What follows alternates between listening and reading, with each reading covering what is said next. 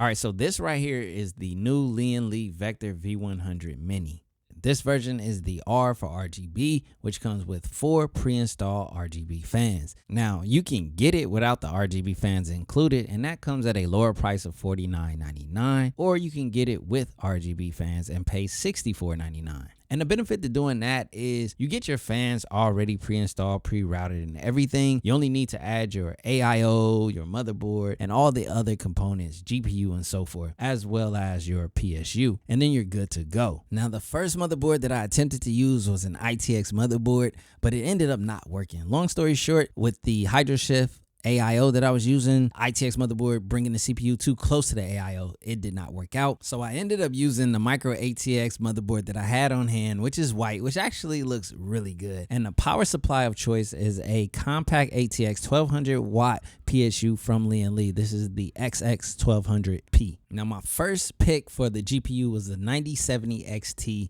overclock edition from Gigabyte. Now, the only thing is when I booted up my current system of Windows, which was already on this SSD, I found that it was already formatted for NVIDIA graphics cards. So I had to pull an audible, which was me using my RTX 5080 Founders Edition. Now, after getting this installed, I was pretty much ready to go. It was a very simple and easy to build in case.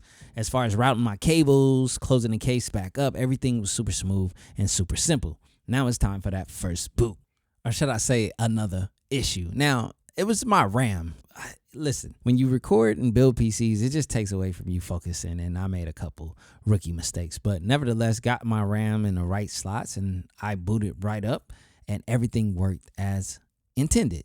So that led me to doing a couple benchmarks. I did my first benchmark in Call of Duty, one of my favorite things to do because I love FPS gaming. And, you know, the results I got were on point with what I expected. When I looked at the cooling as well, it did great. And I also have the option to use 2 more 120mm fans right under the GPU if I need to. But so far, the case temps have been just fine. The sound noise levels are tolerable, and everything about the case was super smooth. I was able to game and get to doing what I wanted to do. It also takes up a lot smaller of a footprint than a traditional ATX case. That is the beauty of micro ATX. And, you know, it gets a little bit different when you get into mini ITX. And I feel like the sweet spot for anyone, especially people who do not have, you know, experience building PCs, is micro ATX if you want something on the smaller side. But, you know, all in all, this case was a super delight to build in. I love the look of this case with this AIO, the RGB fans. This thing is popping. Now, my test setup is a 1440p OLED 360 hertz monitor. So that's my, you know, user case right now. I love 1440p gaming. It's a lot easier to do full native gaming at high resolutions and high settings and games. So I like the 1440p gaming, you know, arena. But obviously, this setup can do 4K. I have a couple of 4K monitors in my other setup that I could hook this up to and easily game on. So all in all, the main thing is the fact that, you know, right now this case is available in a mini or micro ATX configuration. It's a very affordable case at just $49.99, or what is it, $64 or $69.99 for RGB.